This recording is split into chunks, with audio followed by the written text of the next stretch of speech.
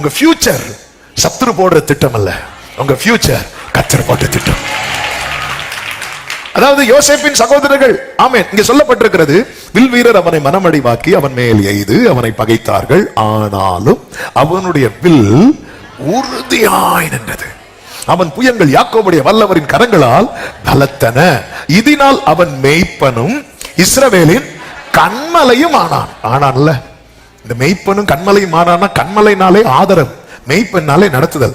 கடைசியில் குடும்பத்துக்கு ஆதரவா இருந்து நடத்துனது யாருதான்? யோசேப்பு. இதுதான் காட்ஸ் பிளான். ஹalleluya. நீங்க நல்லா கவனிச்சீங்கன்னா தெரியும், சகோதரர்கள் எல்லாம் யோசேப்பை தவிர்க்க நினைத்தார்கள், தவிர்க்க நினைத்தார்கள். ஆனா கர்த்தருடைய திட்டம் என்ன தெரியுமா? இந்த குடும்பத்துக்கு அவன் தவிர்க்கப்பட முடியாதவனாய் கர்த்தர் மாற்றி விட்டார். இன்னைக்கு என்ன எல்லாருமே தவிர்க்கிறாங்க, தவிர்க்கிறாங்க. அவங்க எந்த ஒரு டிஸ்கஷனுக்கு என்ன கூட மாட்டேங்கிறாங்க, அவங்க சந்தோஷத்துக்கு என்ன கூட மாட்டேங்கிறாங்க. முக்கியமான காரியத்துக்கு நான் தவிர்க்கப்படுகிறேன். என்னை கேட்டுக்கொண்டிருக்கிற அன்பு சகோதர சகோதரி, இதெல்லாம் பாஸ்டா மாறப்போம். இன்னைக்கு தவிர்க்கப்பட்ட நிலையில் இருக்கிற, கர்த்தரை நம்பி இருக்கிற யோசேப்புகளுக்கும் மோசேக்களுக்கும் கர்த்தர் சொல்லுகிற ரேமா இதுதான். இன்னைக்கு அவங்க உங்களை தவிர்க்கலாம், நாளைக்கு கர்த்தர் உங்களை அவர்களுக்கு தவிர்க்கப்பட முடியாத